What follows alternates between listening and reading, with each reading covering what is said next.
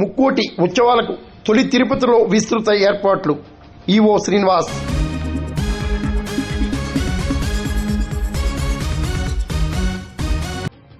కాకినాడ జిల్లా పెద్దాపురం మండలం తొలి తిరుపతి ప్రాచీన క్షేత్రంలో ముక్కోటి ఉత్సవాలకు జనవరి 10న జరిగే వేడుకలకు విస్తృత ఏర్పాట్లు చేపట్టినట్లు ఈవో ఓటి శ్రీనివాసరావు తెలిపారు. ఉదయం 4 గంటల నుండి దర్శనం ఏర్పాటు చేయనున్నది. ఉచిత దర్శనము, ప్రత్యేక దర్శనం, విశిష్ట దర్శనం ఏర్పాటు చేయడం జరిగింది. సుమారు 10,000 మంది భక్తులు వస్తారని అంచనా వేయుచున్నాము. దేవాదాయ ధర్మాదాయ శాఖ ఉన్నతాధికారుల ఆదేశాల మేరకు అదనముగా సిబ్బందిని, అలాగే పోలీస్ శాఖ వారి నుండి బందోబస్తు నిమిత్తం సిబ్బందిని అడగడం జరిగింది.